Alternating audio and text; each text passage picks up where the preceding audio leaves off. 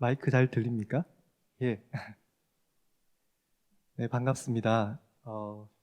짧게 제 소개를 드리면 저는 남성택이라고 하고요. 현재 한양대학교 건축학부의 교수로 있고요. 어, 사실 외국 생활을 조금 오래 하다가 들어왔기 때문에 아직도 조금 어눌한 상태입니다. 2013년 1학기부터 임용이 됐었고요. 그전에는 스위스 로잔 연방공대에서 건축 이론 역사로 박사 과정을 밟았고요. 그 이전에는 프랑스 파리에서 이제 건축사 과정을 밟았습니다. 물론 한국에서 이제 학부를 했었고요. 오늘 제가 여러분들 앞에 1시간 반에 어떻게 보면 길 수도 있고 어떻게 보면 짧을 수도 있는데, 왜냐하면 지금 미술과 건축을 이야기할 것이고, 그리고 르네상스부터 큐비즘에 이르기까지 라고 한다면 지금 엄청난 시간을 1시간 반 동안 저희가 다루어야 하기 때문에 어떻게 보면 쉽지 않은 강의가 될 수도 있을 것 같고요. 또 제가 여러분들이 굉장히 다양한 어떤 청중 유형이기 때문에 또 한편으로는 또 어떻게 포커스를 맞춰야 될지 쉽지는 않은데요.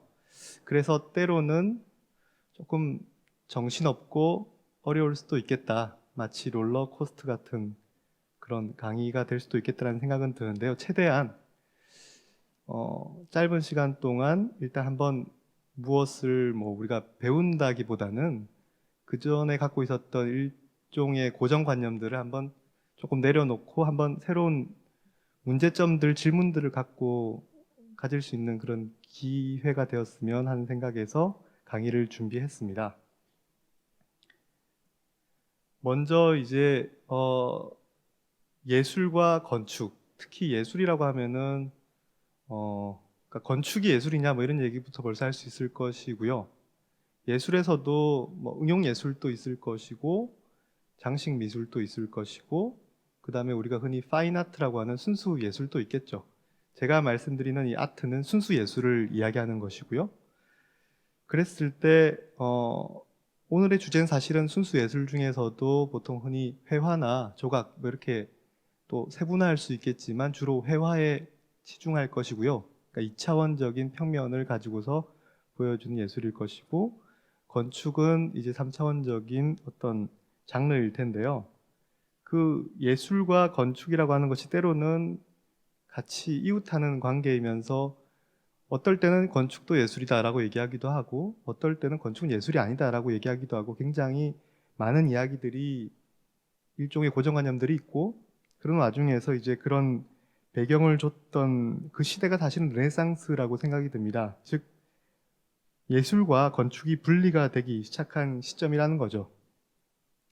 회화, 조각, 건축, 보통 우리가 흔히 서양 미술사 책을 살펴보면 이렇게 크게 건축부터 시작하거든요. 예를 들면 곰브리치의 서양 미술사를 들어가 보면 항상 시작은 건축부터 시작해서 흔히 조각이나 그 다음 회화로 이렇게 끝을 내는 것을 볼 수가 있는데요.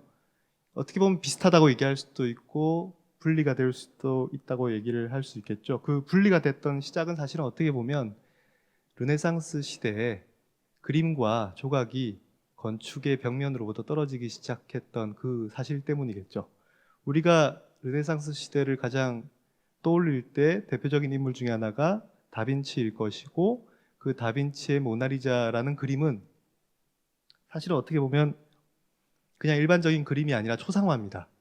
초상화라고 한다면은 종교적인 목적이나 아니면은 어떤 왕권의 어떤 그 위엄을 표현하기 위해서 그리는 그런 그림, 공적인 그림이 아니라 굉장히 사적인 그림이라는 거겠죠.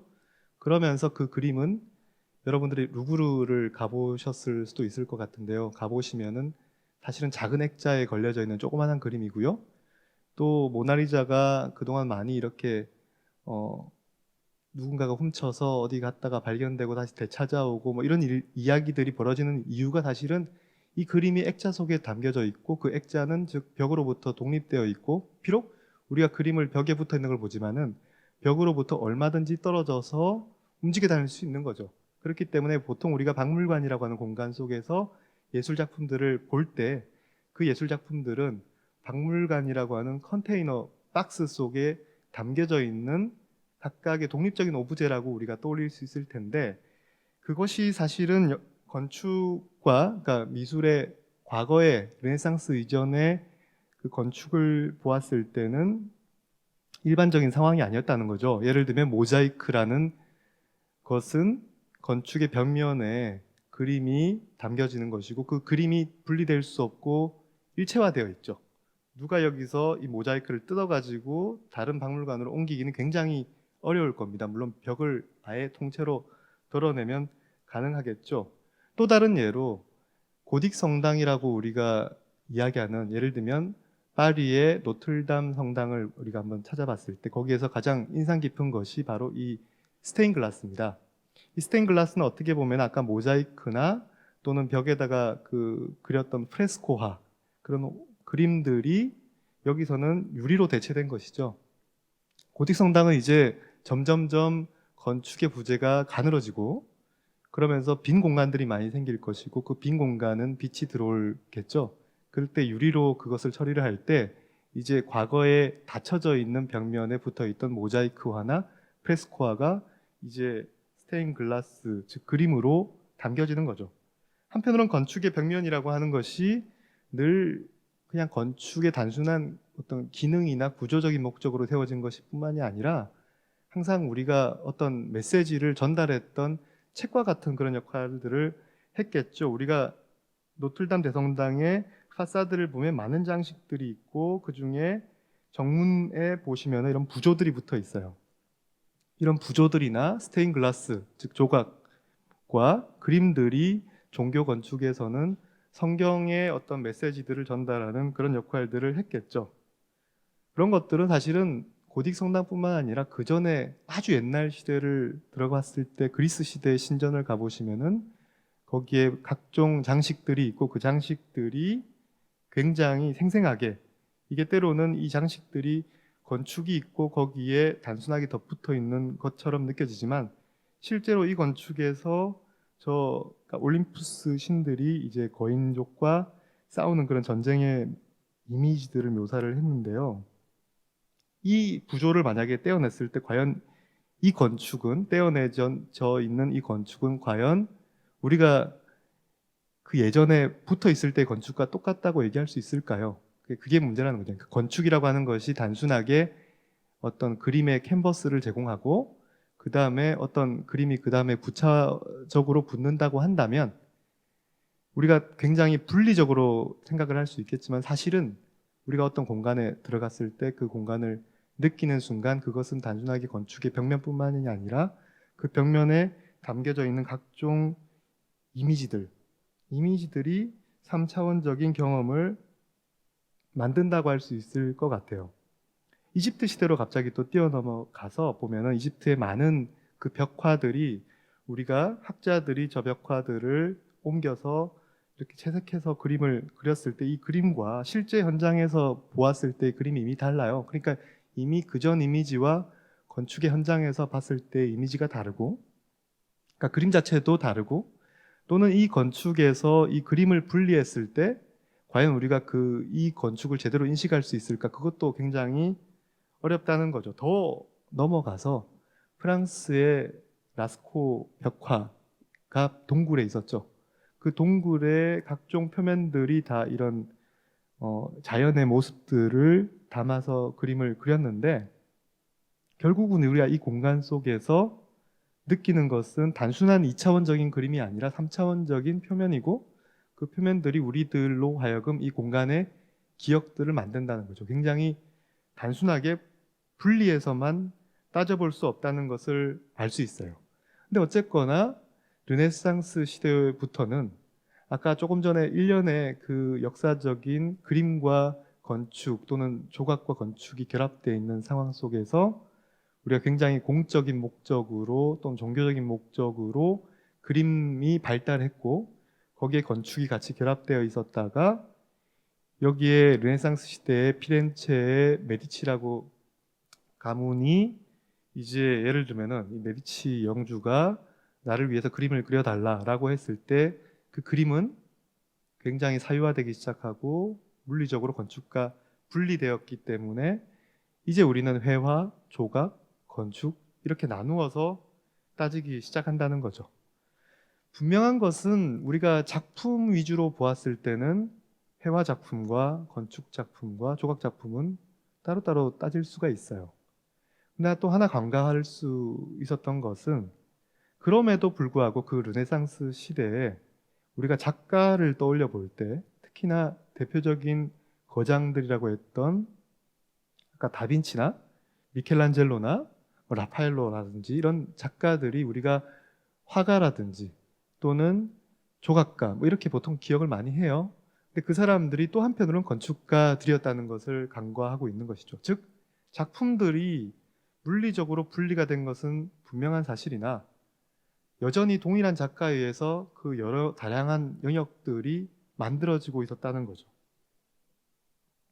다빈치의 경우를 한번 봅시다. 다빈치가 실제로 인체를 해부하고 그 인체를 굉장히 과학적인 방법으로 연구를 하고 그것을 그림으로 남기죠. 이때의 그림은 단순하게 아름다움을 보여주기 위해서 만든 이미지가 아니라 철저히 과학적인 분석의 도구로서 그림을 이용을 했겠죠. 거기서 끝나는 것이 아니라 그렇게 분석이 된 인체 비례는 이제 비트루비우스라고 하는 로마 시대에, 그러니까 기원전 로마 시대에 비트루비우스라고 하는 사람이 책을 남겼어요. 건축 십서라고 하는 책. 그 책에 템플, 그러니까 신전을 이야기하면서 그 신전은 사실은 인체의 몸과 같고 인체의 몸에는 비밀이 숨어 있는데 그것은 비례이고 그 인체의 배꼽을 중심으로 해서 원과 정사각형이 만들어지고 그러한 비례가 신전에 만들어져야 된다. 이런 내용들이 있었어요. 그 이후로부터는 이 비트루비우스의 이 문구에 맞는 인체와 그 다음에 단순한 기하학의 도형들이 어떻게 결합될 수 있는가, 이것이 하나의 어떤 화두 중에 하나였을 때 다빈치가 제시한 것이죠. 그때는 철저하게 각각의 부분의 해석을 기준으로 했을 때 그 인체는 굉장히 어떤 신의 섭리, 신의 비례를 담고 있고 이러한 비례는 나중에 다빈치가 어떤 건축의 평면에 적용이 되어야 할 그런 어떤 비례로서 도입을 하겠죠. 그 전에 사실은 고딕이라든지 로마네스크라든지 등등의 시대에서는 일반적인 교회의 평면은 라틴 크로스라고 합니다. 십자가 형태지만 한쪽으로 굉장히 길죠. 그러나 이 르네상스 시대에는 이 양쪽으로 동일한, 그러니까 중심을 기점으로 해서 동일한 반경을 가지는 그런 십자가 형태를 만들고 있고, 그때 그런 이론을 제시했던 사람 중에 하나가 바로 우리가 흔히 화가로만 알려져 있는 다빈치라는 것이죠. 그리고 그러한 이론들은 다빈치가 아니더라도 동시대 또 그 후세대의 뭐 브라멘테라든지 이런 사람들에 의해서 이 굉장히 적극적으로 실험되고 실현되는 것을 볼 수 있습니다. 뿐만 아니라 우리가 조각가라고 알고 있는 이 미켈란젤로가 또 한편으로는 성 베드로 성당, 로마에 있는 성 베드로 성당의 프로젝트에 관여했었고, 그때 특히나 그 돔이 있고요, 중앙에. 그 돔을 중심으로 아까 다빈치의 생각과 동일하게 중심으로부터 동일한 반경을 갖고 있는 그런 형태의 프로젝트를 제시를 했어요. 물론 그 이후에 이제 앞에 주입구 부분이 길어지고 플라자가 만들어지고 등등 하면서 우리가 정면에서 미켈란젤로가 만들었던 그런 형태는 이제 더 이상 보기 어렵지만, 아직 뒤로 돌아갔을 때 이 형태는 미켈란젤로의 작품으로서 우리가 인식을 하고 있죠. 즉 미켈란젤로는 화가였을 뿐만이 아니라 조각가였고 또한 건축가였죠. 그랬을 때 한편으로는 우리가 다시 화가로서의 미켈란젤로로 돌아가 봤을 때 굉장히 유명한 그 시스티나 성당에 있는 천장화를 한번 볼게요. 이 천장화는 회화이고, 회화이기 때문에 우리가 이렇게 쭉 펴서 보게 되면은 어떤 그 그림이 담고 있는 각종 그 요소들을 우리가 다 회화로서 볼 수 있지만 실제로 이렇게 볼 수 있는 경우는 없어요. 왜냐하면은 이것은 천장화고 그 천장화는 이런 국룡을 갖고 있기 때문에 입체적이라는 거죠. 한편으로는 여기서 미켈란젤로는 기존에 있던 시스테나 성당의 위에 천장화 그림을 덧붙임으로써, 그러니까 화가로서 벽화를 그렸지만 결과적으로 미켈란젤로가 만들었던 어떤 공간감은 건축가로서의 결과를 만들어냈다고 저는 생각을 합니다. 왜냐하면 더 이상 이제 미켈란젤로의 천장화 이전의 건축의 이미지는 사라져 버렸거든요.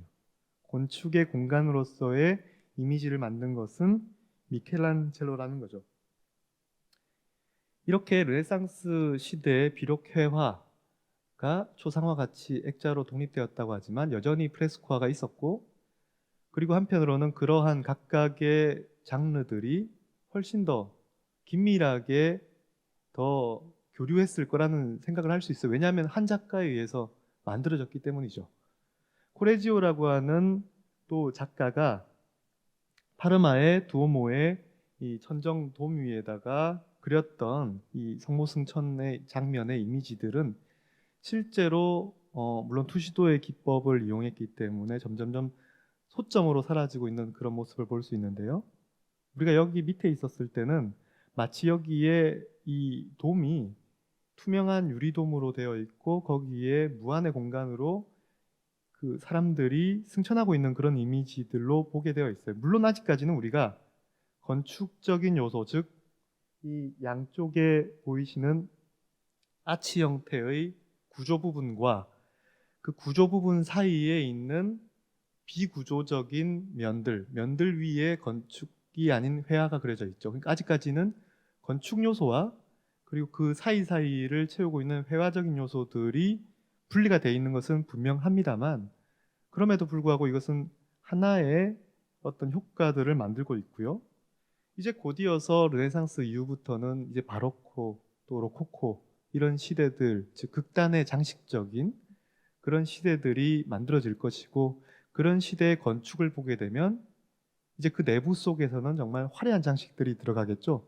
그 장식들은 엄연히 조각과 회화이고, 그 조각과 회화는 어느 순간부터는 조금 전 경우와는 점점 다르게 건축적인 요소와 분리가 되지 않고 점점점 뒤섞여 있는 이미지들을 볼 수 있어요. 그런 것들이 점점점 이제 시대로 가면서 극단화되어 있죠. 한편으로는 우리가 이런 이미지들을 보고 굉장히 혼돈스럽다, 굉장히 사치스럽다, 오히려 근원에 멀어지고 있다라고 얘기할 수도 있지만, 한편으로는 이렇게 되는 배경 중에 하나는 사실은 르네상스부터 시작해서 그 회화, 조각, 건축이 훨씬 더 긴밀해졌고, 그렇기 때문에 그 이 세 가지 요소들을 통합적으로 다룸으로써 하나의 공간을 만들려고 했던 그 욕구가 시작되었다는 거죠. 그렇기 때문에 바로코 로코코와 같은 그런 현상, 즉 모든 그 요소들이 점점점 융해되고 있는 거예요.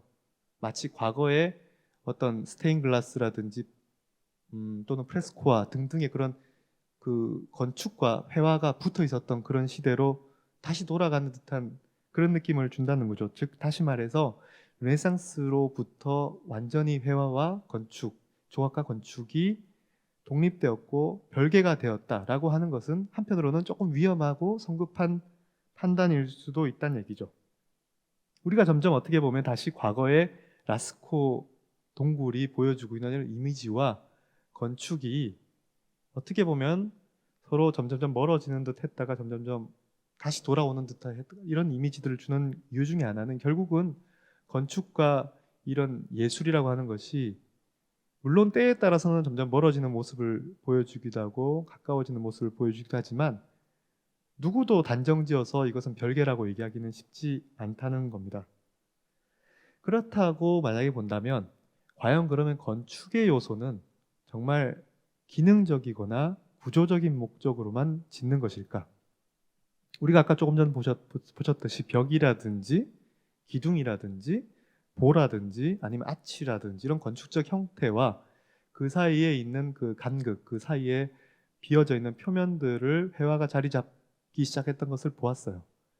그래서 우리는 어떻게 보면은 그렇기 때문에 건축의 요소는 독립적이고 건축가는 건축의 요소에 집중해야 될 것이고 그 나머지는 화가들, 조각가들이 들어와서 해라라고 얘기할 수 있는 어떤 근거가 되겠죠. 그러나 우리가 다시 한번 돌아보면 미켈란젤로의 피렌체의 메디치 도서관을 만약에 한번 볼게요. 그러면 위층에 이제 이 공간을 보시면은 우리가 건축적인 요소들과 장식적인 요소들을 구분할 수 있어요. 기둥으로 보이는 요소들, 창문으로 보이는 요소들, 당연히 건축적인 요소들이죠. 그 위에 보이시는 어떤 천정판의 패널의 다양한 어떤 구조적인 모습들과 그 틈 사이에 장식들이 보여요. 근데 그 장식들과 밑에 카페트하고는 같은 형태를 갖고 있고 굉장히 위의 모양과 밑에 모양들이 같이 고려가 되어 있는 걸 볼 수 있어요. 즉 따로따로가 아니라는 거죠. 각각의 그림들의 어떤 라인들이 철저하게 기둥들과 선들이 맞추어져 있는 걸 볼 수 있어요. 통제가 되어 있는 공간이라는 거겠죠. 근데 사실은 가장 중요하고 어떤 유명한 이미지는 그 저 열람실에 들어가기 전에 바로 이 계단이에요. 계단이라고 하면 우리가 굉장히 기능적이고 건축적인 요소입니다. 이건 조각이 아니에요. 올라가기 위해서 우리가 계단을 만들었고 그래서 기능적인 거죠. 기둥이 마치 건축을 지탱하기 위해서 필요한 것처럼요. 근데 어느 순간 미켈란젤로가 만든 이 계단은 단순한 계단이 아닙니다. 이 계단은 이 홀에서 굉장히 주인공처럼 자리 잡고 있어요. 그리고 결국 많은 사람들은 이 계단은 조각이라고 이야기를 합니다. 어느 순간 계단이라고 하는 건축적 요소가 굉장히 중요한 주인공이라고 생각이 될 때 그 주인공은 이제 미장센이라고 하는 어떤 건축가에 의해서 돋보이는 주인공으로서 돋보이게 되는 어떤 형태로서 드러내겠죠. 그러니까 어느 순간 건축이라고 하는 것이 기술의 결과물이라고 생각했다가 그러다가 어느 순간 우리가 건축을 경험할 때 그 건축은 순수한 형태로 다가오기도 하고 우리가 직접 이 계단을 볼 때는 올라가는 기능적인 오브제인 것도 알지만 이것의 형태에 매료되게 되어 있죠. 즉 건축물의 어떤 형태가 기룡적이고 실용적인 어떤 목적에 의해서 만들어진다 하더라도 어느 순간 건축가에 의해서 그 형태적인 의미도 부여되게 마련이에요. 물론 지금과 같이 이제 근대 건축의 시대에 그러니까 지금 이 어느 근대 건축가의 작업이에요. 그 근대 건축가가 굉장히 뒤에 배경에 보시면은 합리적인 형태의 건축을 했다가 중앙홀에 갑자기 어떤 여신상과 같은 이런 조각을 배치를 했어요. 그런데 이것은 사실 기능적이죠. 왜냐하면 기둥이니까요. 기둥이나 근데 그 기둥이 단순한 기둥이 아니라 조각으로서 만들어져 있어요. 이때 이 조각을 우리가 장식이라고 할 수 있는가? 물론 장식적이죠. 그러나 우리가 흔히 건축가들이 장식을 공격할 때는 그 장식이 불필요할 때거든요. 그래서 보통 기둥들이 있고 그 기둥 사이에 불필요한 부분들에 꾸미기 위해서 장식을 드러내면은 건축가들은 이것은 본질적인 요소가 아니다라고 이야기를 해요. 근데 만약에 그 장식이 기능한다고 한다면 물론 여기서는 너무 조금 조각의 형태를 갖고 와서 구조처럼 썼기 때문에 그렇다고 해서 꼭 저 조각의 형태가 그 기능에 적합한 형태냐 이렇게 얘기하면 문제가 되겠죠. 이런 문제들을 막 일으킬 거예요. 굉장히 사실은 이게 쉽게 대답하기 어려운 문제예요. 근데 과거에 예를 들면 아테나의 아크로폴리스라고 하는 서양의 건축가들이 다 궁극의 어떤 모델로 삼았던 그 공간에 파르테논 건너편에 있던 에렉테움의 건축, 신전을 보고서는 아무 말도 하잖아요. 조금 전에 건축을 보고서는 공격을 하고 과거의 그리스 신전에 만약에 이러한 기둥인데 그 기둥이 조각이었을 때 그런 형태들에 대해서는 우리가 사실은 공격하지 않는 거죠. 한편으로는 그러면 이게 어쨌거나 이것은 조각이 아니냐? 그 뒤에 지금 보이시는 다른 기둥들이 보여요. 그 기둥들은 이오닉 기둥 형식으로 쓰여졌어요. 저 형태의 기둥은 그래도 기둥 우리가 흔히 기둥 위로 인식하는 그런 형태를 썼기 때문에 저런 기둥을 보고서 그 앞에 것은 장식적이고 뒤에 것은 기능적이다라고 이야기할 수도 있겠죠. 지금 이게 투시도로서 그래서 조금 전에 보셨던 그 에렉테움의 이미지고요. 그러니까 한쪽 면에 저런 여신상을 가지고서 기둥을 쓴 거죠. 그러면 우리가 다시 한번 서양 건축사에서 굉장히 우리가 중요하다고 여겼던 오더, 양식 그렇게 해서 먼저 누구나 건축 학도라고 한다면 이 5가지의 기둥을 배워야 해요. 이 5가지의 기둥이 뭐가 중요하냐 하겠지만 이 사람들은 이게 가장 단순한, 어떻게 보면 가나다라 마바사와 같은 어휘인 거죠. 이 어휘를 가지고 문장을 만들려면 문법이 필요하겠죠. 그러나 문법 이전에 어휘가 있어야 되기 때문에 이 5가지의 어떤 기둥 양식을 먼저 배우게 되어 있고, 이 기둥 양식이라고 하는 것이 사실 저 주두 부분의 모양이 다르기 때문이에요. 단순하게 그것만은 아닙니다. 지금 보시면은 이 비뇰라라고 하는 사람이 각각의 기둥들의 비례들을 명시해 놨어요. 그러니까 기둥의 폭과 길이가 각각의 비례들이 엄밀하게 있는 거예요. 그러니까 내가 만약에 높은 건축, 높은 층고를 갖고 있는 건축을 사용하겠다. 그럼 그때 맞는 기둥은 맨 오른쪽에 있는 기둥들을 써야겠죠. 만약에 낮은 건축을 쓰겠다고 하면 왼쪽을 쓸 것이고. 그러니까 굉장히 카탈로그처럼 정해져 있는 형식일 때, 그때 이 비례뿐만 아니라 저 위에 있는 주두의 형태가 다르다고 했는데, 저 주두의 형태가 과연 건축적이냐 아니면 조각적이냐, 굉장히 그것도 모호해지기 시작하는 거죠. 맨 처음에 보이시는 게 투스카나 형태의 건축이고, 두 번째가 도릭, 그 다음에 아이오닉, 그 다음에 코린트, 컴포짓, 이런 식으로 각각의 명칭들이 있습니다만, 세 번째부터는 굉장히 조각적이에요. 실제로 비트루비우스라고 했던 아까 그 사람이 묘사를 할 때 코린트 형식의 기둥이 어떻게 시작되었느냐, 어떤 한 소녀가 죽었고 그 부모가 그 소녀의 무덤을 만들고, 그 소녀가 굉장히 아끼던 장난감 등등의 어떤 물건들을 바구니에 담아놓고 그 위에 비가 들이치면 안 되니까 어떤 판으로 덮어놓고, 그렇게 해서 소녀의 죽음을 애틋하게 기렸는데, 그때 그 바구니 밑에는 이제 이런 풀들이 나기 시작하는 거죠. 그때 어느 조각가가 저 이미지를 보고 저것을 코린트 기둥의 주두 형식으로 삼았다라고 이야기를 해요. 이때 과연 저 코린트 건축적인 기둥의 주두 형태가 과연 조각이냐 아니냐, 사실은 조각이라는 말이죠, 어떻게 보면. 그렇기 때문에 단순하게 건축의 요소는 조각과 분리된다 라고 이야기할 수가 없다는 겁니다. 한편으로는 파르테논으로 우리가 돌아봤을 때 이 파르테논의 어떤 그리스 신전을 또 한편 우리가 복잡하게 막 배워요. 이런 것들을 여러분들이 일일이 기억하실 필요는 없습니다만, 각각의 명칭들이 분명히 있는 것은 각각의 구분되어 있고 다르기 때문이겠죠. 그때 왜 저런 형태가 나왔을까? 석조 건축에 저런 형태가 왜 나왔을까? 뭔가 이유가 있을 텐데 라고 했을 때, 이제 많은 건축학자들은 이렇게 가설을 세워요. 원래 대리석 등등의 석조 건축이었던 그리스 신전은 사실은 목조 구조에서 시작되었다. 목조로 먼저 만들었다가 쉽게 불타니까 그것을 이제 석재로 대체했다라고 이야기를 해요. 근데 대체를 하는 순간 각각의 재료에 의해서 구조가 달라지고 그럼 형태도 달라져야 하는데, 목조 구조의 형태가 그대로 석조 건축의 형태로 바뀌었다는 거죠. 이게 사실 말이 안 되는 거거든요. 그럼에도 불구하고 이러한 것이 벌어졌고, 그래서 우리가 지금 아까 각각의 그 부분들의 용어가 달랐는데, 그 부분들의 달랐던 이유는 바로 이게 석조 건축의 구조가 아니라 목조 건축의 구조였기 때문이다 라고 이야기를 하는 거예요. 즉 형태를 모방한 거죠.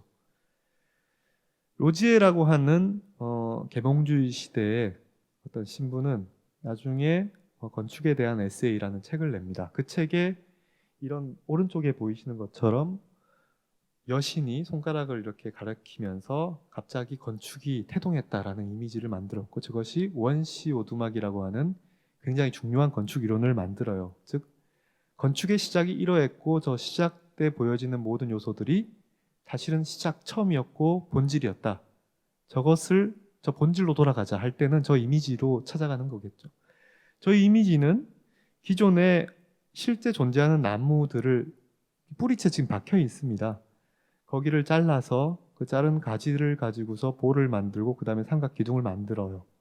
그러한 것이 사실은 그리스 신전의 시작이 되었다라는 거겠죠.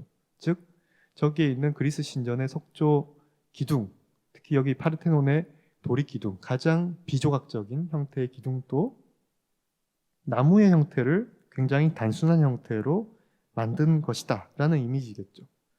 이뿐만이 아니라 어떤 형태에 대해서 물론 단순하게 건축가들이 그 형태에 아름답기 때문에 그 형태를 그대로 건축에 차용하지는 않습니다만 그 형태를 분석하고 그 형태를 차용해 올 때 그 원래 근원에 대해서 우리가 형태적으로 표현하는 경우들이 있어요. 비올레 르딕이라고 하는 건축학자는 이제 석조 건축에서 철골의 시대로 넘어갈 때 건축의 구조가 바뀔 것이고 그때 이 석조 철골 구조의 어떤 모델은 어떤 동물이나 인체의 뼈라는 것이죠.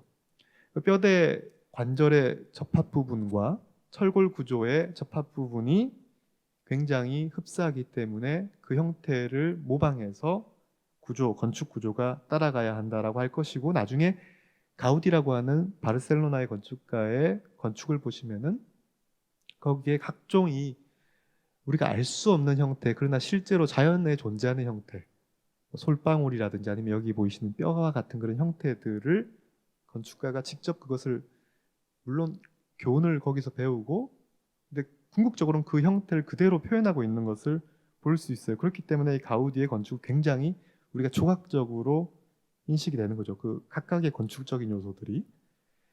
또 다시 비올레 르딕으로 돌아왔을 때 비올레 르딕이 또 다른 철골 건축의 어떤 구조의 어떤 모델로서 어떤 식물을 삼아요. 식물의 어떤 뭐 가지, 얇은 가지나 꽃 봉우리 등등의 이런 형태들이 굉장히 유사하고 그 형태들이 이렇게 실제적인 그 철골 구조의 형태로 자리 잡을 수 있을 것이다라고 제안을 했을 때 곧이어서 이제 19세기 중반 이후로부터 아르누보라고 하는 시대가 열릴 것이고 그때의 건축가들은 사실은 굉장히 장식적이지만 이제 철골의 시대거든요. 그때 새로운 재료를 가지고 와서 이제 건축 형태로 쓸 때 여기 지금 보시면 계단실이고요.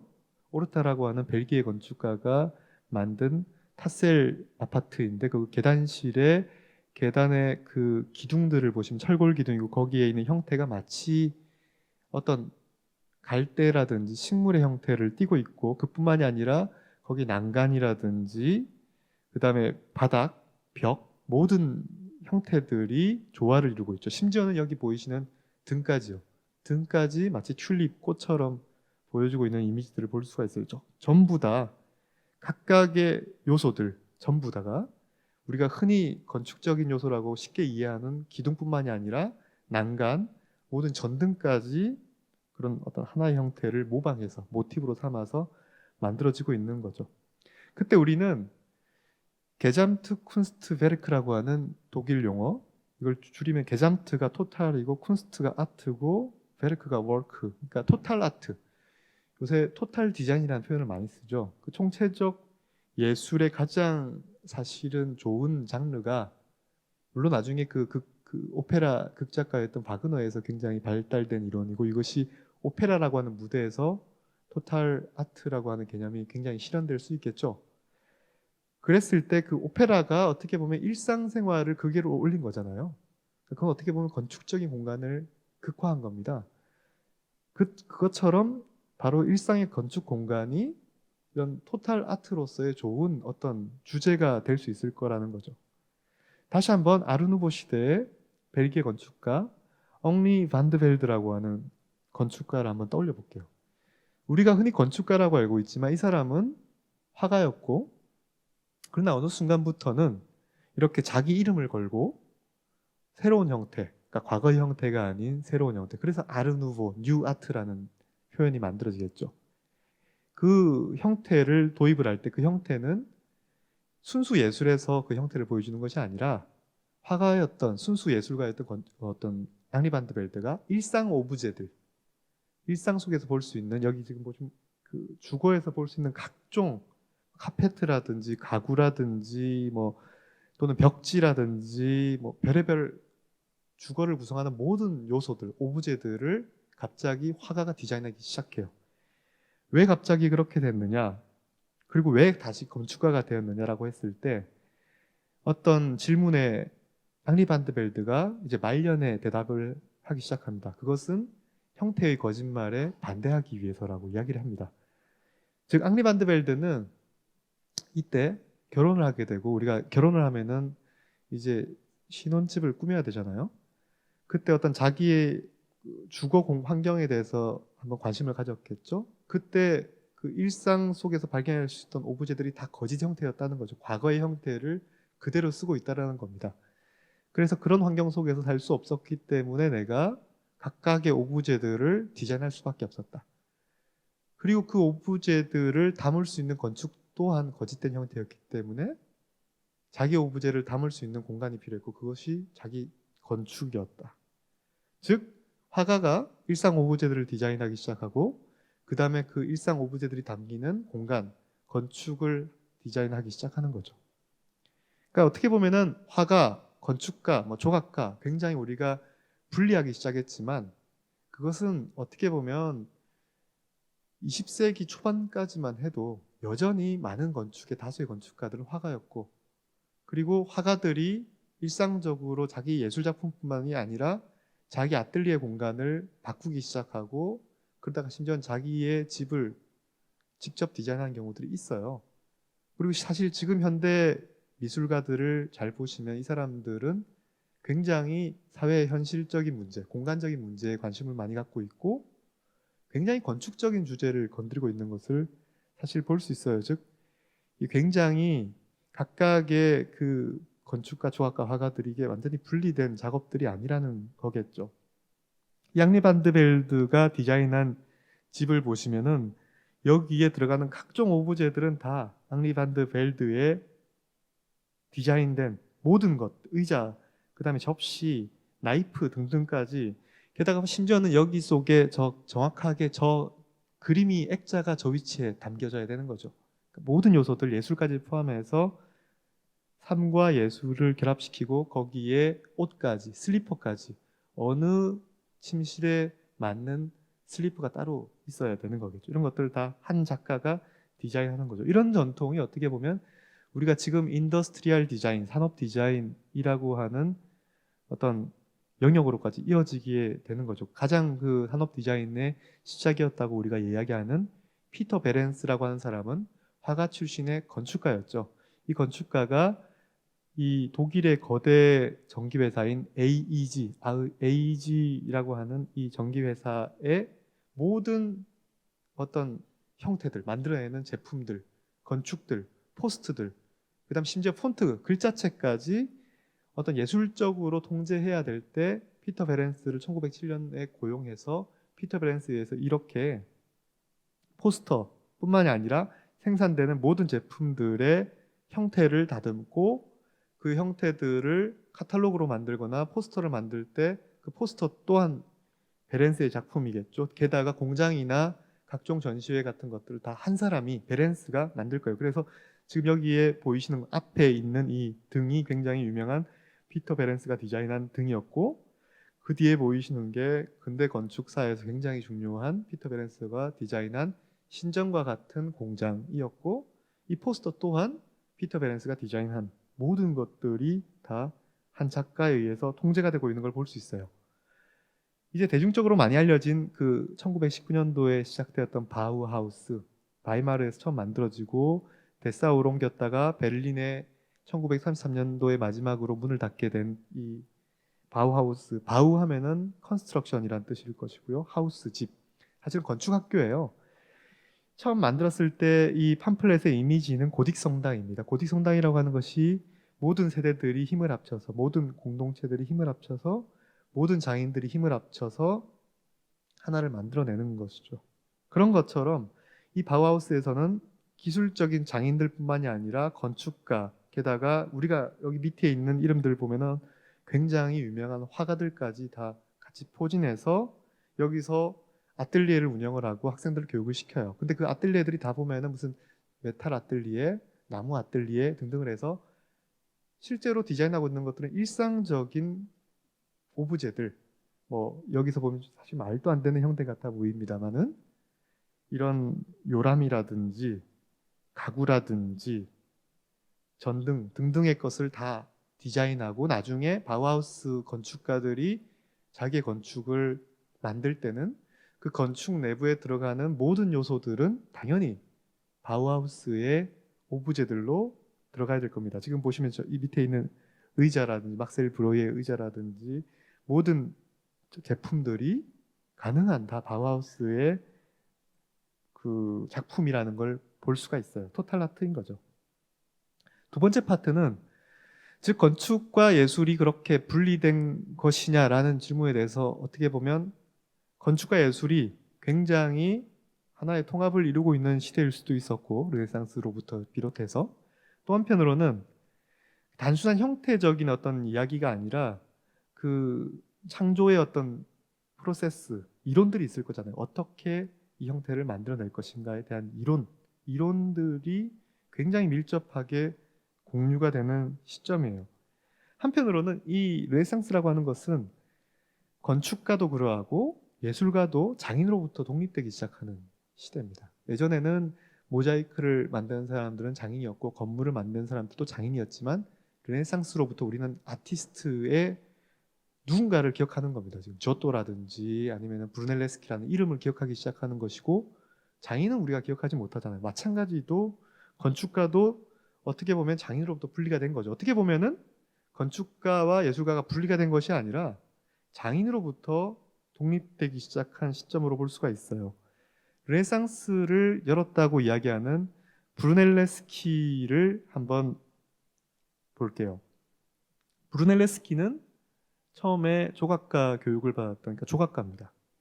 이 브루넬레스키가 그러나 유명하게 치게 된 것은 건축가로서죠. 피렌체 그 두오모 성당의 이 돔이 굉장히 오랫동안 구조적으로 해결이 안 된 상태로 미완성으로 남겨져 있을 때 그때 이 구조적인 문제에 대한 컴페티션, 공모전이 벌어졌고 그때 기베르티랑 브루넬레스키가 이제 경쟁을 벌였을 때 기베르티도 조각가죠. 브루넬레스키의 안이 채택이 되고 그러면서 브루넬레스키는 이중돔이라고 하는 형태를 만들어내요. 사실은 굉장히 구조적인 어떤 새로운 방법이었죠. 지금 보이시는 이 단면에서 보시면 이 돔이 한 겹을 갖고 있는 게 두 겹이고 그 두 겹 사이로 공간이 있어요. 저 돔을 맨 위에 있는 저 펜던트라고 하는 저 부분으로 올라가시려면은 이 저 두 돔의 두 겹 사이 공간으로 해서 올라가게 되어 있습니다. 그러니까 굉장히 그 시대에 기술적으로 난제였던 문제들, 그러니까 장인이 해결하지 못했던 문제를 갑자기 어떤 사람이 나타나서 천재가 나타나서 그 사람이 해답을 준 거예요. 그러니까 이 순간부터는 우리는 저 작품을 무명의 장인의 작품이 아니라 브루넬레스키의 작품이라고 이제 인정하는 거겠죠. 브루넬레스키라는 이 개인이 다수의 장인들과 많은 논쟁을 거쳐서 이 안을 실제로 실현시키면서 건축가라고 하는 존재가 이제 드러날 거예요. 실제로 그 어떻게 구축이 되었는가를 살펴보시면은 사실 지금의 관점으로 봐도 정말 말 그대로 천재라고 할 수밖에 없습니다. 원래 아치라고 하면은 짧게만 말씀드리면 아치는 거푸집이라고 하는 이 목재 틀을 만들고 그 위에 돌들을 쌓아 나가다가 맨 위에 있는 이 중요한 주춧돌을 딱 꽂아 놓는 순간부터 이 거푸집을 뜯어내도 이제 버티는 거거든요. 그것을 3차원적으로 돌리면은 아치가 될 겁니다. 그러니까 거푸집이 있어야 돼요. 근데 이 브루넬레스키의 방법은 거푸집이 필요 없는 방법이었습니다. 즉, 이 각각의 이 벽돌들을 지금 이 보이시는 것처럼 뭔가 수직적인 벽돌과 수평적인 벽돌들을 쌓아 나가면서 이 수직적인 벽돌들이 소용돌이 모양으로 올라가면서 이미 구조체를 만들면서 밑에서부터 이렇게 조금씩 올라가면서 단단한 구조체로서 만들어지는 거예요. 조금 설명하기 어렵습니다만 저렇게 새로운 기법, 기술을 갖고 왔기 때문에 굉장히 과거에 볼 수 없었던 건축적 형태를 갖고 왔겠죠. 그러나 그게 다가 아니었어요. 또 다른 브루넬레스키의 유명한 작품 중에 하나는 이 고아원 건물인데요. 고아원 건물의 형태는 과거의 고딕 성당이 이 뾰족한 형태의 아치를 통해서 공간을 훨씬 더 높게 만들고 얇게 만들게 되거든요. 근데 다시 브루넬레스키는 원형, 단순한 기하학의 즉 가장 고전적인 그리스 로마의 형태를 갖고 옵니다. 그러면서 굳이 필요 없지만 지금 보시면은 벽이 끝나는 부분에 기둥을 쓰는 거죠. 그리스 로마 시대 고전 건축의 어휘들을 다시 또 갖고 와요. 그러니까 고전과 또는 새로운 전통과 새로운 기술을 지금 같이 갖고 와서 끌고 오고 있는 거죠.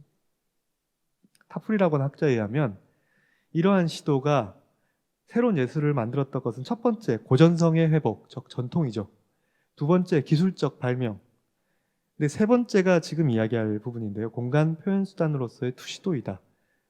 즉 새로운 어떤 시대가 열리기 위해서는 과거의 전통을 새롭게 재해석하는 것도 필요하고 존재하지 않았던 새로운 기술을 꺼내는 것도 필요하지만 공간에 대한 새로운 인식이 필요하다는 것이고 그 인식을 만들게 허락한 것은 바로 투시도라는 거죠. 그리고 그 투시도를 흔히 만들었다고 이야기하는 사람이 바로 이 브루넬레스키예요. 투시도가 단순하게 우리가 그림을 그럴듯하게 보이게 만드는 기법이라고 이해할 수 있겠지만 사실은 그렇지 않습니다. 브루넬레스키 이전에 있었던 지오토의 그림을 보시면은 굉장히 인체는 사실적으로 이미 3차원적으로 그려져 있지만 투시도가 없는 시대이기 때문에 뒤에 건축과 앞에 있는 인체 간의 비례가 과학적이지 않아요. 건물은 너무 지나치게 작고 인체는 지나치게 큽니다. 관계가 없다는 거죠. 각각의 인물들의 주제이고 각각의 인물들 또는 건축물들의 배경이 하나의 어떤 규칙 속에서 움직이고 있지는 않아요, 지금. 브루넬레스키는 이때 투시도라는 방법을 만들어내고 그때 이 투시도를 검증하는 방법도 만들어냅니다. 예를 들어서 지금 보이시는 것처럼 지금 큰 판과 앞에 작은 판이 있고 작은 판은 사실은 거울이고요. 큰 판에는 자기의 투시도 기법에 의해서 만든 그 세례당, 성도모 성당 앞에 있는 세례당의 건축물을 투시도로 그립니다. 그리고 나서 그 하늘은 은박지로 덮어요. 그래서 실제로 보는 것은 저 그림 뒤에 있는 지금 구멍 속을 통해서 보게 되면 앞에 작은 거울을 통해서 자기 그림이 반사가 되겠죠. 그러면서 그림 속의 저 하늘 부분의 은박지 부분은 오히려 실제 하늘을 반사를 시키면서 실제 구름이 움직이는 이미지들을 만들어냈을 거예요. 그러면서 실제 세례당과 맞닥뜨리면서 내가 만들어낸 투시도가 이렇게 정확하다라고 이야기를 하는 거죠. 한편으로는 저것이 정확하게 실제 그러니까 세례당 앞에서 이렇게 맞추었거든요. 그래서 학자들은 이 어느 위치에서 브루넬레스키가 저 그림을 맞추었을 것인가 그 지점을 정확하게 추정을 할 수 있어요. 즉 투시도는 여기 알베르티라고 하는 르네상스 시대 그 건축 이론가로 많이 알려져 있지만 또한 회화의 이론가입니다. 이 알베르티가 회화라고 하는 책에서 썼던 투시도법에 따르면 지금 보이시는 것처럼 중앙에 소점이 있고 거기에 내가 거리상으로 이렇게 모든 그리드 체계 속에서 각각의 오브제들의 위치가 정해지는데요. 거기에 맨 왼쪽에 보시면 눈이 있죠. 저기 눈과 그 다음에 그 소점의 사이의 거리가 정확한 거죠. 그러니까 거기가 정의가 되어 있는 거죠. 그 위치에서 그 투시도가 결정이 되고 그 다음 위치가 바뀌면 그 투시도는 정확성을 잃어버리는 거예요. 그러니까 굉장히 투시도라고 하는 것은 내가 어느 지점에서 보느냐가 중요한 거겠죠. 독일의 르네상스의 화가 듀러가 그렸던 이 투시도의 이미지처럼 투시도는 또 한편으로는 한편 그림이 창이 되는 즉 화가가 있고 그 다음 바깥의 세상 바깥에 오브제가 있고 그 다음에 거기에 있는 틀을 통해서 그 바깥 세상을 보는 거죠.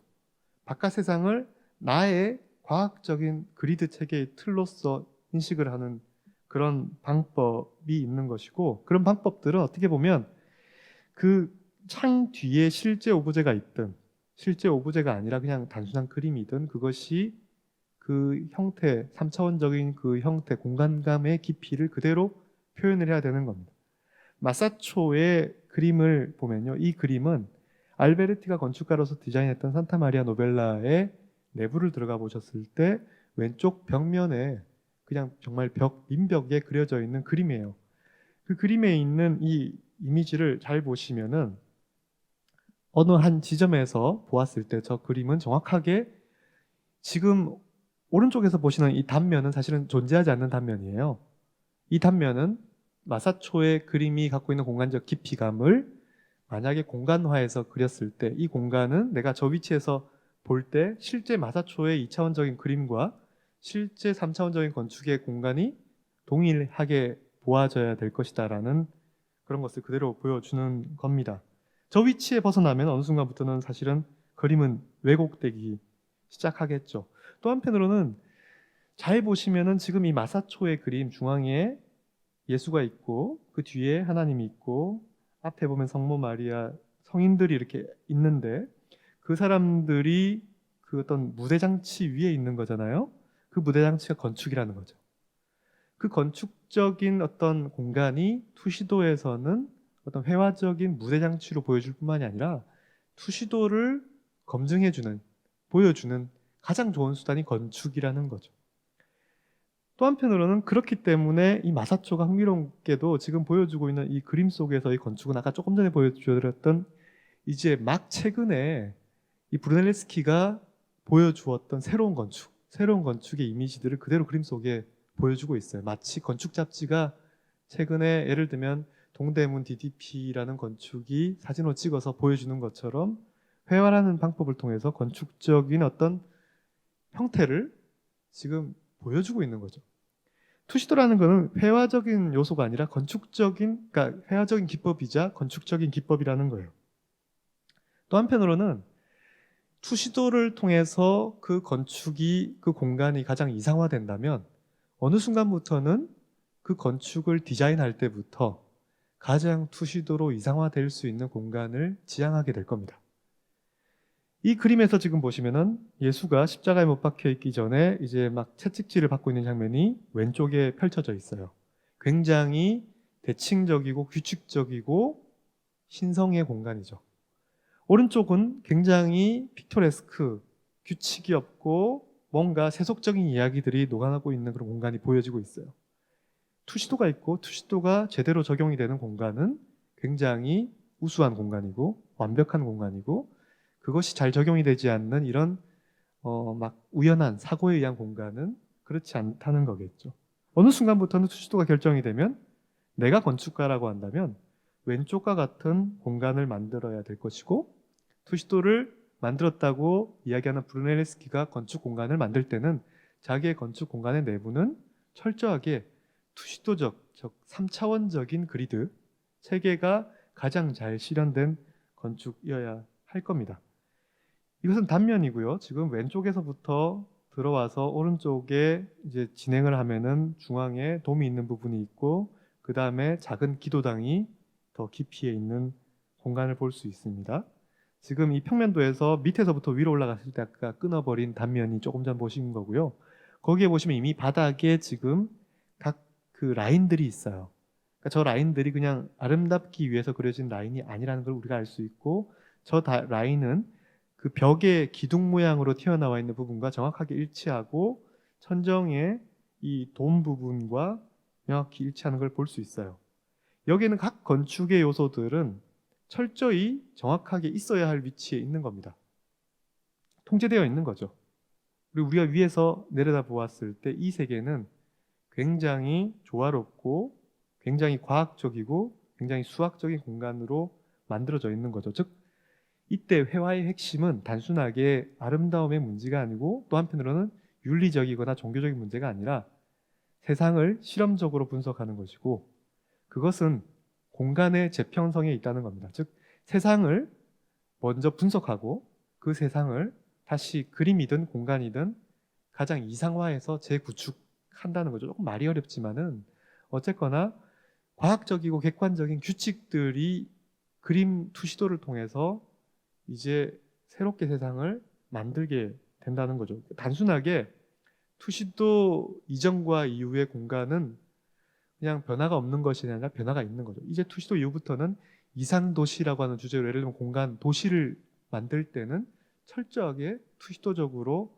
공간을 표현할 것이고 가장 투시도적으로 이상적인 공간, 모든 요소들이 그리드 체계 속에서 질서 잡혀 있는 그런 공간들을 꾸밀 것이고 그런 것들이 나중에 뭐 중세 이후 그러니까 유럽의 절대 왕정 등등으로 해가지고 지금까지도 어떤 도시를 개조할 때 오스마니아 내에서 파리가 개조가 될 때 가장 투시적으로 이상적인 공간을 꾸미겠죠. 저 끝에 있는 오페라 하우스를 기점으로 해서 양쪽에 있는 건축들이 명확하게 완벽한 투시도를 형성하고 있고 거기에 갸르니에의 오페라 하우스의 파사드 또한 철저히 규칙적이고 리듬적이고 그 내부에 있는 장면들 또한 여기에 같은 경우에는 지금 연회장인데요. 굉장히 투시도적으로 이상적인 공간을 꾸미게 될 겁니다. 즉 투시도라고 하는 것은 단순하게 회화적인 이론이 아니라 건축적인 이론, 같이 공유하고 있는 이론이겠죠. 구성의 관점으로 또 한번 얘기해 볼 수 있을 거예요. 구성이 무엇이냐? 이 곰브리치의 서양 미술사를 펼쳐 보시면 라파엘로의 이 초원의 성모라고 하는 그림을 설명을 할 때 왼쪽에 지금 보이시는 이 결과물이 나오기 전에 라파엘로가 오른쪽에 각 습작을 그렸다라고 이야기하면서 여기서 라파엘로가 집중하고 있는 것은 각 인물들이 얼마나 현실감 있게 정확하게 그려지는가가 아니라 각 인물들 간에 어떠한 배치가 가장 균형이 잡혀 있는 배치인가라고 하는 것들을 연습했다라는 것을 우리가 이 습작에서 발견할 수 있고 거기에 그 결과물로서 각 요소들이 이 전체 속에서 가장 이상적인 배치가 되었다라고 느꼈을 때 마치 여러분들이 뭐 꽃꽂이 같은 거 하실 때도 어느 순간 꽃들을 막 정리하다가 이 정도면 되었다라고 하는 그게 있잖아요.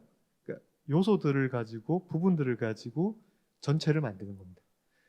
그때 그 전체가 이상적이 될 때 각각의 부분들은 더 아름답게 느껴지겠죠?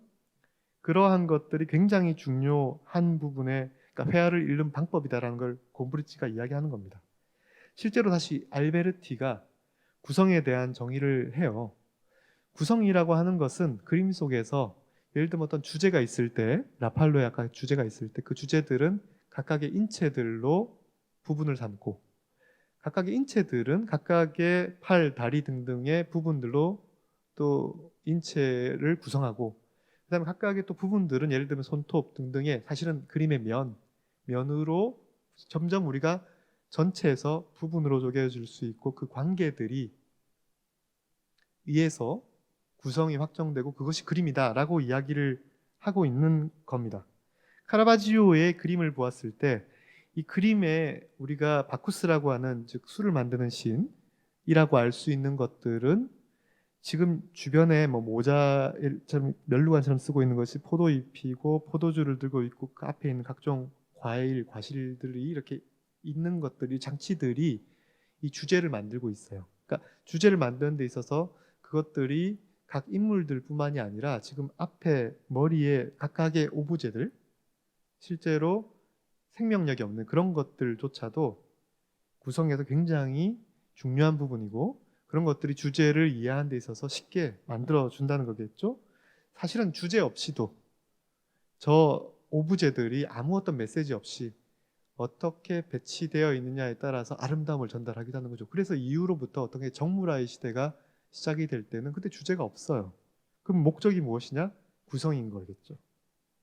아르베르티는 어느 순간 아름다움에 대해 정의할 때 이렇게 얘기합니다. 모든 각각의 부분들이 너무나 긴밀해질 때 비례가 그때는 어떤 것도 더해질 수도 없고 빼질 수도 없고 흔들어질 수 없다. 그때 그 순간 아름다움이 만들어진다라고 이야기를 해요. 이 정의는 사실 굉장히 아름다운 정의고 그 이후로 미술이든 어디든 아름다움을 정의할 때 우리가 많이 쓰는 표현입니다. 근데 이 알베르티가 이 표현을 어디다 썼냐면 바로 건축이라고 하는 책에다가 썼거든요. 그러니까 이것은 각각의 부분들에 대한 이야기 때문에 구성에 대한 얘기고 그 구성이 어느 순간 목적에 도달했다라고 하는 것은 바로 이 상태. 어느 것도 더해줄 수도 없고 뺄 수도 없고 흔들어질 수도 없는 이 상태를 이야기하는 것이고 그것을 건축에 관련해서 쓰고 있는 거죠. 즉 건축이나 회화이든 우리가 구성으로 이야기할 수 있고 구성의 아름다움으로 이야기할 수 있는 거예요. 즉 모나리자의 이 그림에 우리가 더 이상 눈썹을 한쪽으로 올리고 갑자기 팔을 끊어서 위에다 붙이고 할 수가 없는 거예요. 이때부터는 이게 더 이상 건드릴 수 없는 완벽한 상태에 도달한 것처럼 건축가 알베르티가 루첼라이라고 하는 그러니까 피렌체에 가보시면 여러 가지 팔라쪼들이 있어요. 팔라쪼 중에 가장 어떻게 보면 문법을 만드는 르네상스 시대 문법을 만들었다라고 하는 그 건축 팔라쪼는 알베르티가 디자인했다고 알려진 루첼라이거든요. 이 루첼라이의 형태는 각 3층 구조에 이거는 뭐 다른 빨라져도 동일합니다만 사실은 이 석조 건축, 그러니까 벽이 내력벽이에요. 그러니까 기둥이 필요 없는 거죠. 사실은. 근데 거기에 기둥 모양을 집어넣었어요. 사실 저 기둥이 아닙니다. 즉 기둥이 있고 벽돌로 쌓은 게 아니라 저것은 다 동일한 벽인데 그 앞에 석회로 저런 기둥 형태로 선을 그은 거죠. 굉장히 회화적인 파사드예요. 저 3단 구성에 그다음에 아치로 이렇게 이어지는 방법은 사실은 이 콜로세움이라고 하는 로마 시대 유적의 형태를 갖고 온 거죠. 그러니까 과거의 고전적인 형태를 갖고 온 거예요. 르네상스라고 하는 것이 고전의 재해석이라고 또 말씀드렸잖아요. 그때 우리가 지금 이 형태를 잘 보시면 밑에 보시면은 반복적인 게 아니라 AA, B 쪽은 문이 있는 쪽이에요. 그다음 AA, B, 그다음 A, A로 끝나야 될 것 같죠? 실제로 이 건축은 이 상태로 끝났어요. 건축을 더 이상 사실 그 필지를 더 사고 싶었으나 그게 안 돼가지고 일단 건축은 이 완벽하게 끝나지 않은 상태로 마무리를 지은 거예요. 실제로 근데 나중에 보시면 이렇게 이 벽이 뭔가 쌓다가 만 것처럼 마무리가 되어 있어요. 이상적으로는 이것은 AAB, AAB, AA로 가야 될 것이고 A의 형태 밑에 보면은 위에 창문 하나, 밑에 작은 창문 하나, B의 형태는 위에 똑같은 창문 하나, 밑에는 큰 문. 이렇게 우리가 체계화해서 이해할 수 있겠습니다. 근데 실제로 잘 보시면 그 중에 한 문은 위에 있는 이 창문이 벙어리 창이에요. 그러니까 이 장림창이에요. 사실은 창문이 아니고 벽인데 형태적으로 만든 거짓된 형태인 거죠. 내부로 들어가 보시면 창이 없잖아요, 위에. 게다가 문이라고 하는 것이 복도의 중앙에 있어야 될 것 같은데 과거의 대칭적인 건축에서는 지금 보시면 왼쪽으로 치우쳐 있는 것이 보여요. 너무 치우쳐 있기 때문에 문이 열릴 때 공간이 있기 위해서 벽까지 약간 파놓은 것을 볼 수 있어요. 그 다음에 우리가 지금 여기 보시면은 A 아까 그 쪽에 보시면 창문 하나, 작은 창문 하나라고 되어 있고 각각의 기둥들이 있기 때문에 왠지 그 기둥 뒤가 벽으로 연속될 것 같죠. 즉 저 창문들은 다 대칭적일 것 같으나 실제 내부는 그렇지 않다는 거죠. 주거의 평면은 사실 대칭적이기가 굉장히 어렵습니다. 그렇기 때문에 내부는 사실은 일반적으로 비대칭적이기가 쉬워요. 여러분들이 사시는 아파트든 주거이든 주택이든 대칭인 주택은 거의 없잖아요. 근데 여기에서 사실은 두 개가 별개라는 거죠. 내부의 평면은 실용적이고 건축의 파사드는 대칭적이고 즉 다시 말해서 회화적인 거예요. 회화적인 거. 여기 지금 알베르트의 그림을 보시면 아까 오른쪽 면에 지금 그림이 그려진 듯 말 듯 돼 있는 부분들이 실제로 이렇게 마감이 되어 있는 거예요.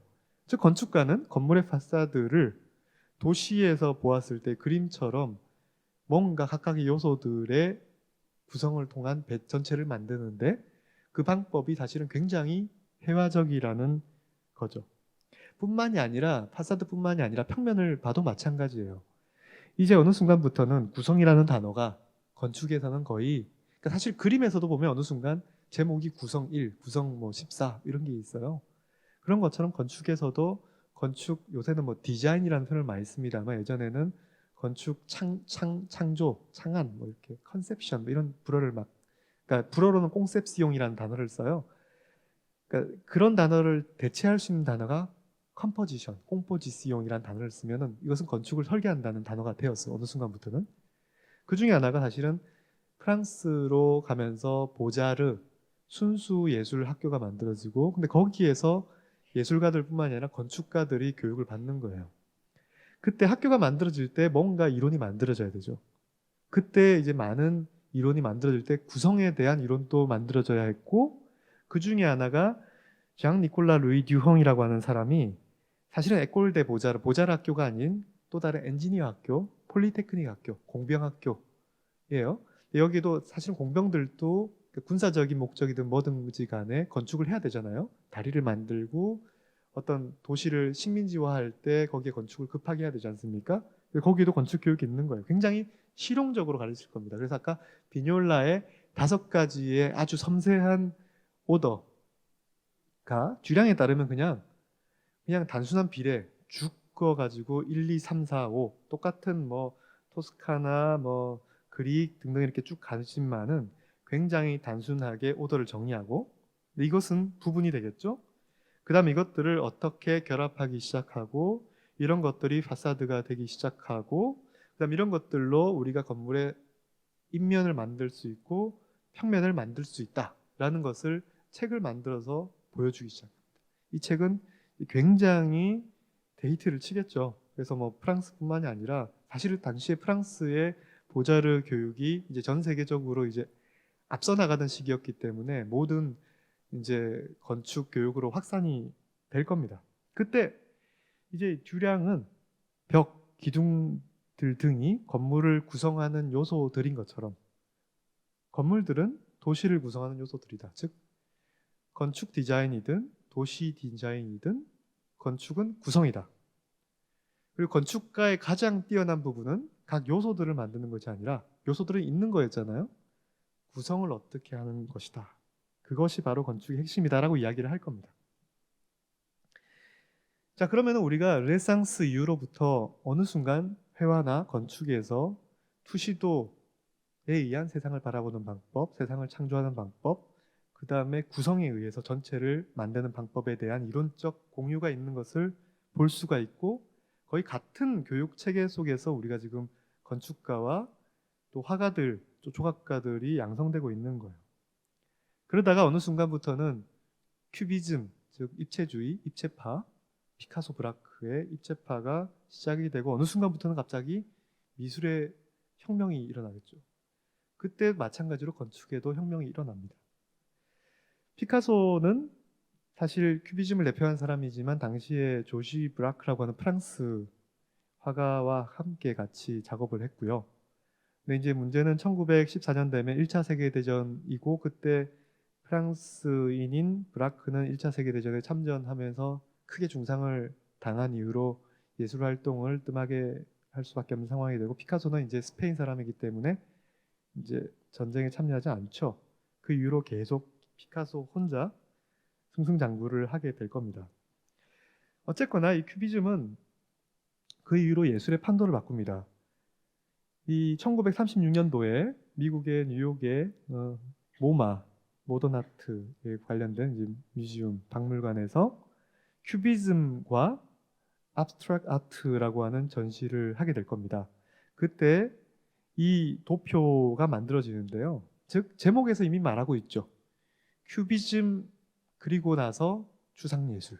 그러니까 큐비즘 이전에는 추상예술이 없었고 큐비즘 이후부터는 추상예술이 발생했다는 것이고, 실제로 지금 이 도표상으로 보시면은 족보 같은 오른쪽에 큐비즘이 있어요. 그 큐비즘에서 가지를 안 친 게 없는 거죠, 지금.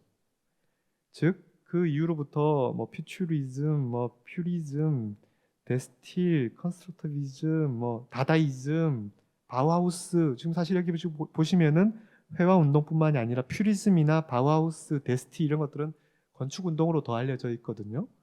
그러니까 예술, 건축 등등으로 이 큐비즘이 굉장한 영향력을 주었다라고 우리가 지금 얘기를 하고 있는 거예요. 그 중에 그 배경 중에 하나는 사실은 큐비즘으로 인해서 몇 세기 동안 이어져 오던 투시도의 전통이 파괴가 되었어요. 피카소의 아비뇽의 여인이라고 하는 그림을 보시면 사실은 굉장히 당시 흔한 테마입니다. 모욕하는 여인들에 대한 테마인데요. 그 중에 사실은 그림들이 조금 이상한 그림이 되기 시작하다가, 뭐 피카소가 처음부터 그림을 이렇게 그린 게 아니죠. 어렸을 때 그림을 그린 거 보면 정말 천재적인 화가로서의 재능을 볼 수 있는데 어느 순간부터 그림을 이렇게 막 못 그리기 시작해요. 의도가 있기 때문이겠죠. 그 중에 특히 이 오른쪽에 보시면 맨 위에 여자와 맨 아래 여자가 굉장히 이상한 얼굴을 갖고 있어요. 특히 아래에 있는 여인의 얼굴은 이게 한 지점에서 어떤 여인의 얼굴을 담아서, 그러니까 투시도가 그런 거지 않습니까? 한 지점에서 그 인물을 그리는 거예요. 객관적이기도 하지만 한편으로는 굉장히 주관적일 수 있어요. 왜냐하면 나의 위치에 의해서 그 대상이 결정이 되는 거니까요. 대상의 가장 전형적인 모습은 읽혀지지 않는 거예요. 사실 우리가 이집트 미술의 그림들이 굉장히 이상한 자세로 취해져 있는 이유는 그 대상이 프로필을 가장 잘 드러날 수 있는 형태를 담기 위해서 그렇게 그린 것이고, 프로필이라는 것은 가장 변화 없이 스탠다드한 형태를 담는 거거든요. 근데 투시도는 스탠다드한 형태를 담을 수가 없어요. 어떤 그 한순간에 그 사건의 가장 과학적인 방법의 묘사이겠죠. 근데 여기서는 어느 순간부터 그림이 눈, 코, 입들이 각각의 지점에서 본 듯한, 마치 내가 이 오브제 모델이 있고 이 모델을 주변을 돌면서 그 이미지를, 각각 요소들을 캐치해서 마치 붙인 듯한 그런 이미지로 보여지고 있어요. 물론 위에 있는 이 이미지는 또 아프리카 탈, 마스크 같은 이미지를 갖고 당시에 이제 아프리카 제3세기 예술 운동들이 굉장히 예술 작품, 사실 예술 작품이 아니고요. 그러니까 그 민속 작품들, 그런 종교적인 샤머니즘의 탈 모양 이런 것들, 마스크들이 들어오면서 마스크들은 사실 투시도가 없는 그림들이잖아요. 인도의 파나 이런 것들도, 일본의 파나 같은 것도 마찬가지고요. 그러니까 투시도가 없을 때 만들어지는 어떤 마스크, 그 마스크들의 어떤 각각의 요소들의 살아있는 독립성 있는 그런 모습들을 굉장히 영향을 많이 받기 시작할 거예요. 뭐 큐비즘에 대한 이제 이야기는 자세하게 넘어가진 않겠습니다만, 건축에서는 그럼 과연 무슨 문제가 벌어질까? 즉 아까 말씀드렸듯이 투시도가 어느 순간부터는 건축을 이제 표현하는, 소개하는 방법이 되었고, 역으로 설계하는 도구가 되었어요. 시뮬레이션을 할 때는 투시도를 그려서 그럴듯하네 해서 평면을 확정 지을 거잖아요. 그때는 우리가 어떻게 보면 가장 투시도적으로 그럴듯한 그림이 나오는 건축을 만들어야 되고, 대부분의 경우는 뭔가 내가 양쪽으로 열주들이 쭉 가거나, 이 경우처럼 앞에 파사드가 뭔가 소점을 막아버리고 거기로 모든 어떤 선들이 이렇게 집합하는 모습들을 만들어낼 거예요. 아까 파리 오페라 하우스를 보았었는데, 이 오페라 하우스의 배치 같은 경우가 그런 거죠. 즉 내가 아까 이 오른쪽이 정면이고요. 그 다음에 거기 통과해서 첫 번째 어떤 홀에 등장하고, 두 번째 계단실이 있고, 세 번째는 객석이 있고, 네 번째는 지금 제 위에 있는 이 무대 공연이 있고, 다섯 번째 쪽은 행정적이거나 어떤 뭐 그런 공간들이 있겠죠. 굉장히 기능주의적인 건축입니다. 거기 기능에 맞추어서 단면들이 다 다르죠. 근데 내가 만약에 투시도적인 경험을 하는 입장에서는 항상 A 공간, B 공간, C 공간 시퀀스로 이루어질 것이고, 각각의 공간은 각각의 투시도적인 공간으로 닫혀져 있을 겁니다. 즉 투시도적인 생각으로 건축을 하게 될 때는 가장 이상적인 공간은 뭔가 닫힌 방에 의한 공간이 될 거예요. 아까 구성 이론을 발전시켰던 사람 중에 듀랑을 이야기를 했었는데, 또 다른 인물은 줄리앙 갸데라고 하는 사람이에요. 이 사람이 어떤 이론을 만들었냐면, 건축에 있어서 엘레먼트 요소가 있고 이론이 있더라. 그 엘레먼트가 뭐냐? 바로 이 방이다. 건축의 각각의 공간에 방이 있고, 근데 이 방은 닫힌 방이죠. 그 다음에 이 방들을 건축가가 배열하는 거다. 그때 배열했을 때 가만 보시면 이것들은 다 모자이크처럼 빈 곳 하나 없이 밀접하게 채워져 있는 걸 볼 수 있어요. 각각의 공간들은 닫힌 공간, 그 다음 닫힌 공간, 그 다음 닫힌 공간으로 연속적으로 진행되는 거죠. 그때 이런 공간들이 사실은 서구의 건축의 평면에서 지속적으로 이루어졌어요. 그러다가 어느 순간 근대 건축이 시작됐을 때는 이제 지그프리드 기디온과 같은 근대 사학자가 이제 근대 건축, 새로운 건축이 시작되었다. 그리고 나서 그 건축에 대한 이제 글들을 모아서 1941년, 그러니까 20년대의 건축에 대한 이야기를 이제 20년 지나서 쓴 거죠. 그때 제목이 스페이스 타임 앤 아키텍처리예요. 잘 보시면은 스페이스 타임, 공간, 시간, 우리가 흔히 얘기하는 시공간입니다. 근데 사실 큐비즘의 시작도 우리가 한 대상을 놓고 내가 계속 여러 포인트들을 돌아다니면서 보면서 경험한 것들을 한 순간으로 모아놓은 거라고 했잖아요. 그러니까 전에는 수시도의 관점에서는 시간이란 개념이 없어요. 나는 한순간에서 그 장면을 담을 뿐이에요. 근데 큐비즘은 내가 마치 그 오브제를 이렇게 시간을 통해서 경험을 한 것처럼, 근데 사실 이게 굉장히 건축적인 이야기입니다.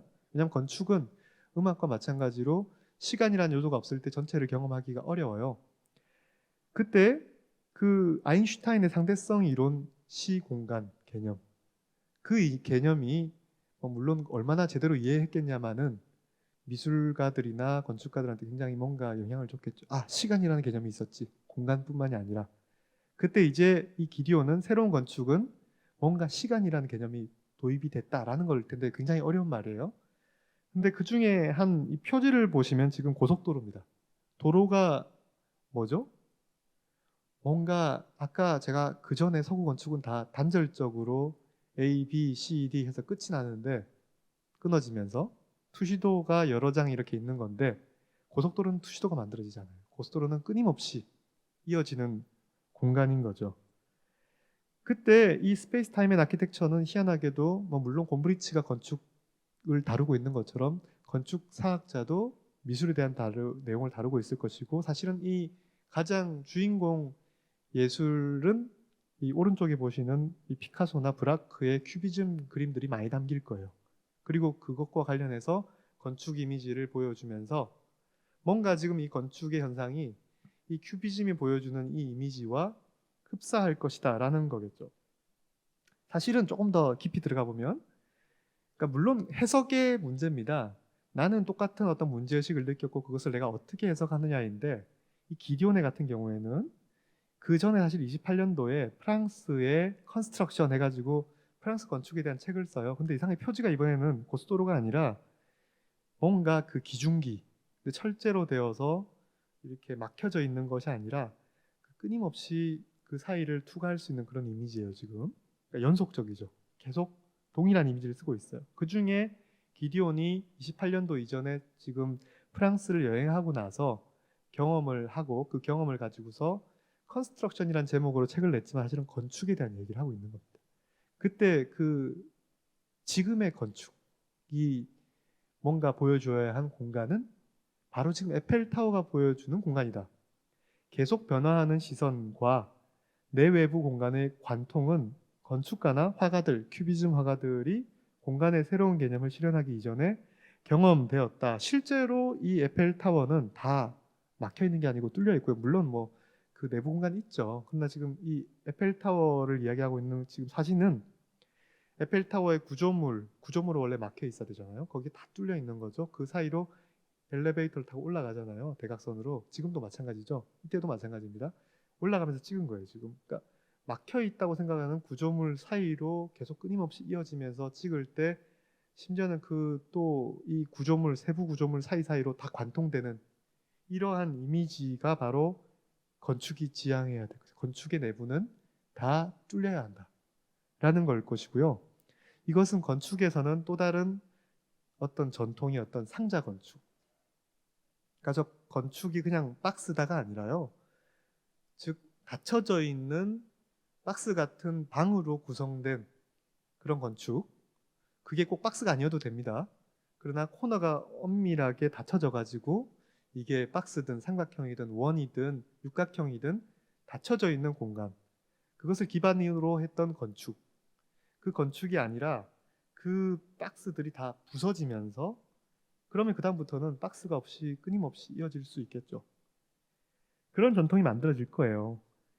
프랭크 로이드 라이트라고 하는 미국의 건축가의 건축의 평면을 보시면은 과거의 건축과는 다르게 지금 어디가 방의 경계인지가 구분이 되지 않아요.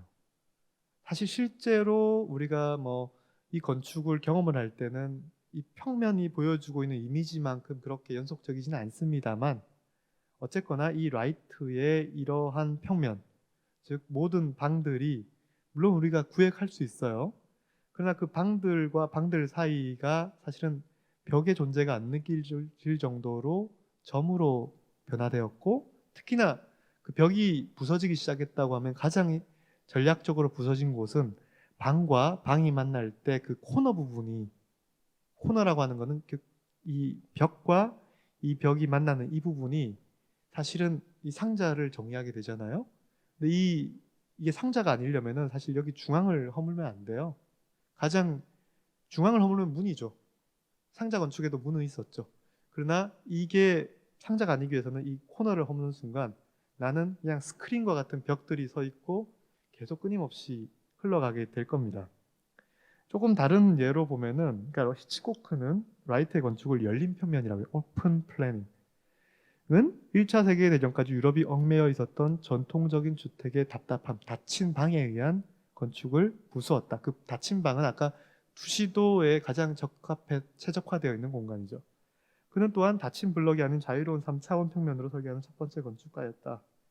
또 다른 이야기는 스컬리라고 하는 건축가는 왼쪽에 라이트의 건축과 오른쪽에 팔라디오의 건축을 딱 보면서 굉장히 비슷하잖아요. 십자가 형태의 중앙에 뭔가 이렇게 중심이 있는데 팔라디오의 건축은 각각의 방들이 명확하게 정의가 되어 있고 닫혀져 있어요.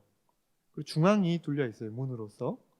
심지어 중앙에 이 동그라미도 우리가 박스라고 약간 이해할 수 있다고 말씀드렸습니다.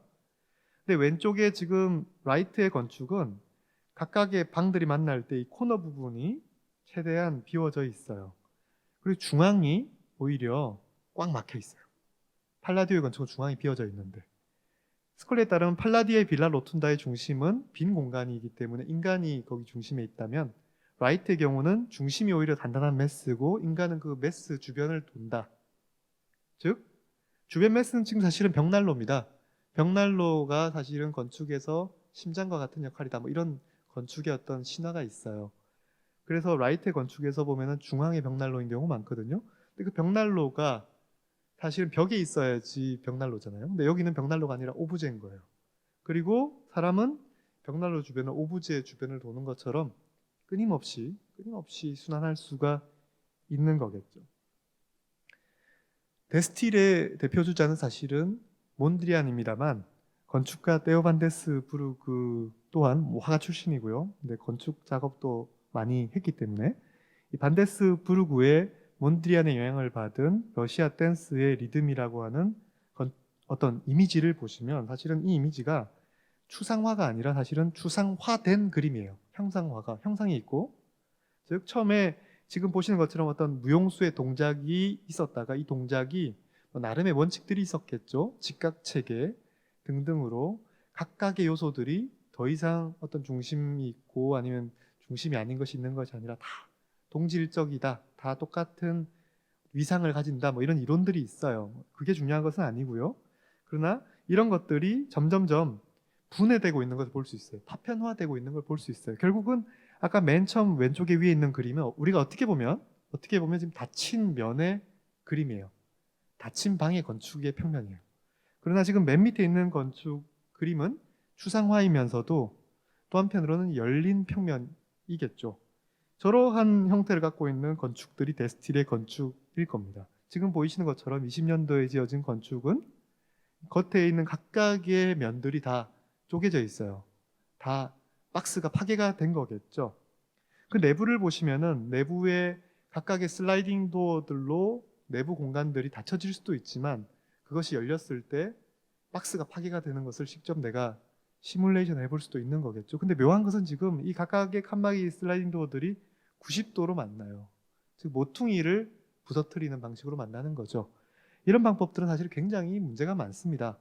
뭐 소음 문제라든지 이런 거 어떻게 해결하겠습니까? 또는 이 만날 때 45도로 따야 될지 어떻게 될지 문제가 많은 거예요. 그러나 이것들은 사실 뭔가 실용적인 목적이 아니라 굉장히 조형적이고 공간적인 목적이 있고 그것에 가장 그 한계에 도달하기 위해서 또다시 예를 들면은 이 건축의 내부와 외부를 구획하는 면이 있고 그 면에 어떻게 보면 코너가 굉장히 중요하겠죠.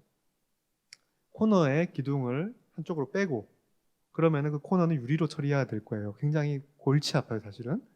근데 그 유리가 여기 지금 보시는 것처럼 새롭게 유리가 양쪽으로 창문을 만들어서 아예 또 90도로 완전히 열릴 수 있게 해서 코너를 없애버리죠. 저렇게 열어버리는 순간부터는 이게 내부와 외부의 경계가 없어지는 가장 효과적인 전략적인 저 위치가 바로 저 모서리고 저 모서리는 다시 말해서 박스의 파괴, 상자의 파괴를 위한 그런 건축이라는 거죠.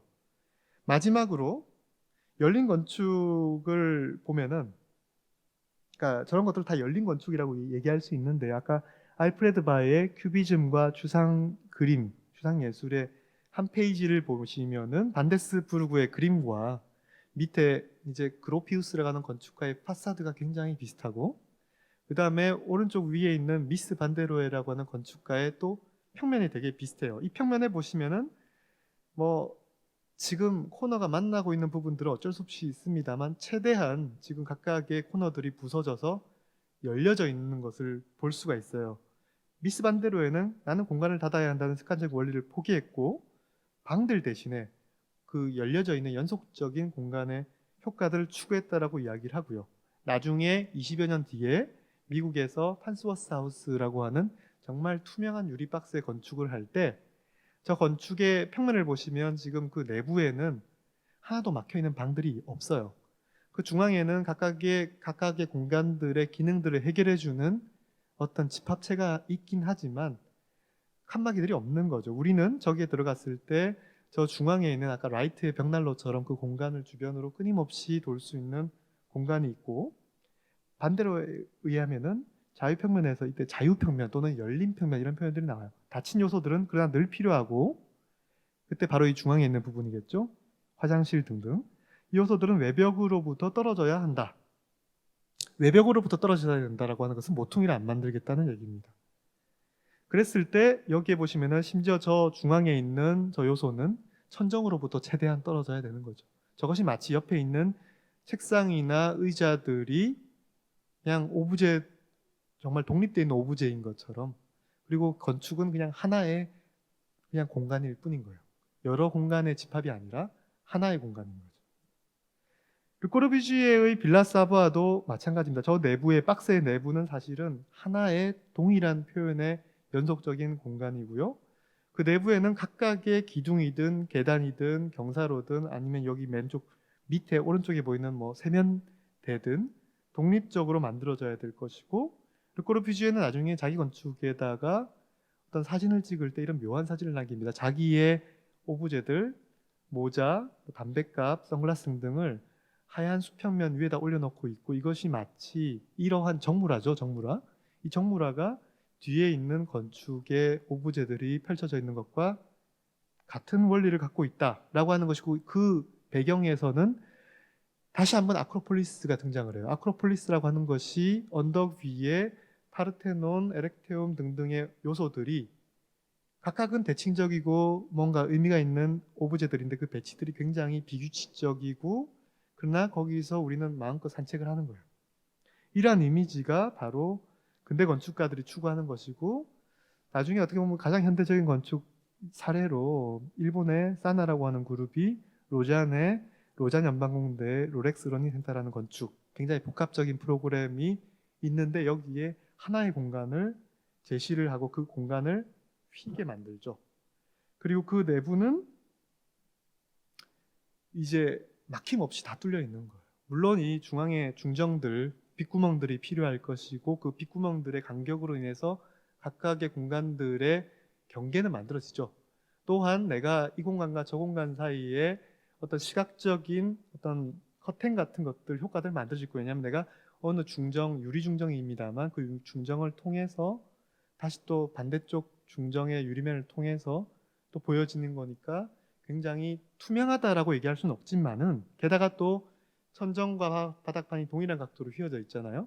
그러나 우리는 이 공간이 끊임없이 연속적이고 실제로 끊임없이 외부 공간 같이 피처레스크한 텔레토비 동상 같은 그런 공간 같이 보이겠죠. 그것이 바로 건축가가 의도한 것이고, 마지막으로 우리가 다시 투시도로 돌아오면은 이 투시도의 공간이 아까 지금 이 성모 마리아가 이제 수태할 거다라고 하는 그 메시지를 천사로부터, 가브리엘 천사로부터 들을 때 이 오른쪽에 있는 가장 인간의 공간, 가장 한편으로는 성스러운 공간, 그 공간들이 투시도적으로 기하학적이고 닫혀져 있는 공간이라고 한다면, 이 왼쪽에 지금 에덴 동산에서 쫓겨나는 아담과 하와의 이미지는 그러니까 끊임없이 피처레스크적인 이어지는 동산, 그러니까 닫혀져 있지 않고 연속적인 그런 공간을 표현하고 있고, 또 마지막 그림으로 보여드리는 솔로몬 왕과 시바의 여왕의 만남이 있을 때 오른쪽 편에 솔로몬 왕의 공간과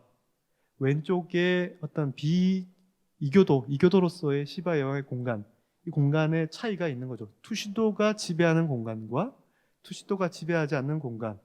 즉 그래서 결국은 어떻게 보면 큐비즘 이후에 투시도가 파괴가 되었을 때, 그때 우리가 추구하는 공간은 건축에서는 연속적인 공간이라는 거죠.